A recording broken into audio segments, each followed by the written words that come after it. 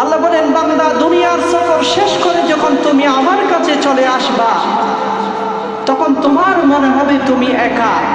এজন্যই তুমি যেহেতু দুনিয়াতে ঈমান এবং আমলের উপরে ছিলা, তা আমি তোমার সঙ্গ দেওয়ার জন্য আমি ফেরেশতা তোমার কাছে অবতীর্ণ করব, তোমার কাছে ফেরেশতা পাঠিয়ে দেব। তাতানাজ্জালু আলাইহিমুল মালাইকা, ওই ফেরেশতারা তোমার কাছে এসে বলবে, দুনিয়াতে আপনি অনেক কষ্ট করে ঈমানের উপরে আমলের উপরে অবিচল অটল ছিলেন, আজ কোনো ভয় ভীতি নাই, কোনো দুঃখ নাই, কোনো পেরেশানি নাই, আপনার সাথে আমরা সঙ্গী হিসেবে আছি, কবরেও আপনার সাথে থাকবো, কবর থেকে ওঠার পরেও আপনার সাথে থাকবো। আল্লাহ তাখাফু ওয়া লা তাহজানু ওয়া আবশিরু বিল জান্নাহ, জান্নাতের সুসংবাদ গ্রহণ করেন।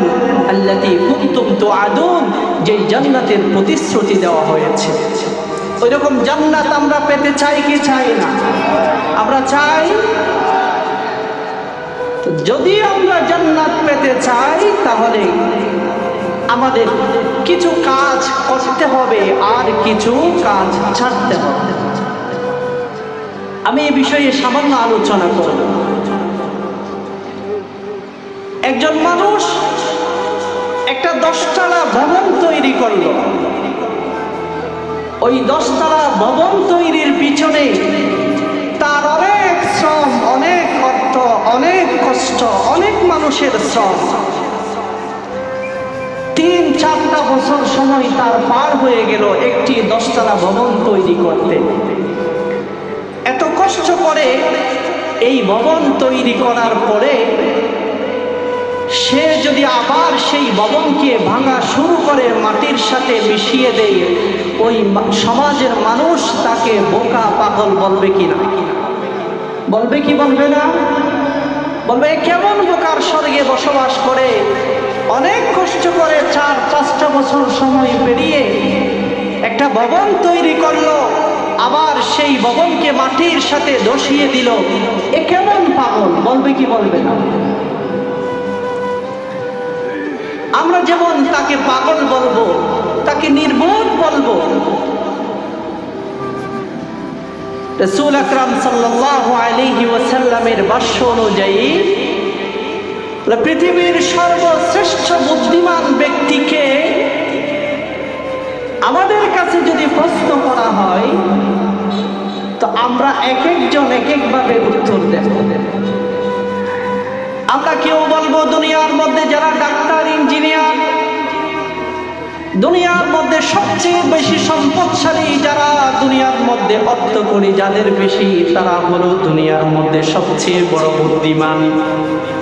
আমরা ইহকালীন জীবন নিয়ে চিন্তা করি, শুধু দুনিয়ার জীবন নিয়ে চিন্তিত, দুনিয়ার মধ্যে কিভাবে ভালো খাবো, ভালো পরবো, ভালো কাপড় পরিধান করব, কিভাবে দুনিয়াতে ভালোভাবে সুখে শান্তিতে থাকবো, শুধু আমাদের এই চিন্তা। এই জন্যই যারা দুনিয়ার মধ্যে বাহু বলে, শক্তি বলে, রাজনৈতিক পরিচিতির কারণে যারা বুদ্ধিমান, যারা দুনিয়ার মধ্যে ভালো অবস্থানে আছে, আমরা তাদেরকে বুদ্ধিমান বলবো। কিন্তু যেই ব্যক্তি একটি 10তলা ভবন তৈরি করার পরে, অনেক কষ্ট করে ওই ভবন তৈরি করার পরে যদি মাটির সাথে মিশিয়ে দিই, ওই ব্যক্তিকে আমরা যেমন পাগল বলি, নির্বোধ বলি, বোকা বলি, আমার রাসূল বলেন দুনিয়ার মধ্যে সবচেয়ে বড় বুদ্ধিমান ব্যক্তি হলো যে পরকালীন জীবনের জন্য চিন্তা করে। قال رسول الله صلى الله عليه وسلم الكيس من دان نفسه وعمل لما بعد الموت। কেন? পরকালীন জীবনের জন্য যে চিন্তা করে আমল করে সে বুদ্ধিমান, আর যে পরকালীন জীবনের জন্য চিন্তা করে না, আমল করে না, ওই ব্যক্তি নির্বোধ, ওই ব্যক্তি বেকুব, ওই ব্যক্তি বুদ্ধিমান নয়। একথা কেন বললেন? আমার উম্মতি বাইনা 60 ওয়া 70